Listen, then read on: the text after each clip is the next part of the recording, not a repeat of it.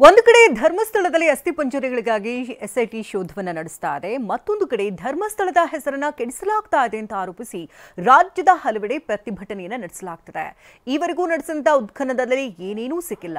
ಧರ್ಮಸ್ಥಳದ ವಿರುದ್ಧ ಅಪಪ್ರಚಾರ ನಡೆಸುವುದನ್ನು ನಿಲ್ಲಿಸಬೇಕು ಅಂತ ಧರ್ಮಸ್ಥಳದ ಜೈನ ಸಮುದಾಯ ಹಾಗೂ ಶ್ರೀ ಕ್ಷೇತ್ರ ಧರ್ಮಸ್ಥಳ ಗ್ರಾಮೀಣಾಭಿವೃದ್ಧಿ ಸಂಸ್ಥೆಯ ಕಾರ್ಯಕರ್ತರು ಕೊಪ್ಪಳದಲ್ಲಿ ಪ್ರತಿಭಟನೆ ನಡೆಸಿದರು.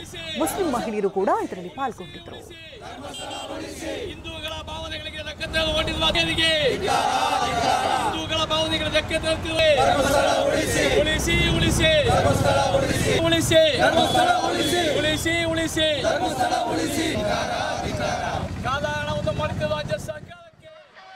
ಸರ್ ಅದೇನು ಬರಬಾರ್ದಂತ ದೇವರಲ್ಲಿ ನಾವು ಪ್ರಾರ್ಥನೆ ಮಾಡ್ತೀವಿ ಸರ್.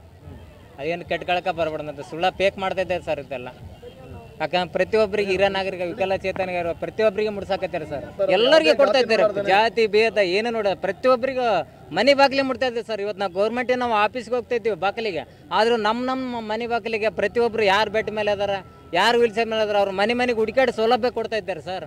ಅದು ಇಂಪಾರ್ಟೆಂಟ್ ಸರ್. ಯಾವ ಸರ್ಕಾರದವ್ರು ಮಾಡ್ತಾ ಇದ್ದಾರೆ ಸರ್, ಅವ್ರು ಮಾಡ್ತಾ ಇದ್ದಾರೆ. ಇವತ್ತು ಪ್ರತಿಯೊಂದು ಮಾಡ್ತಾ ಇದ್ದಾರೆ ರೀ.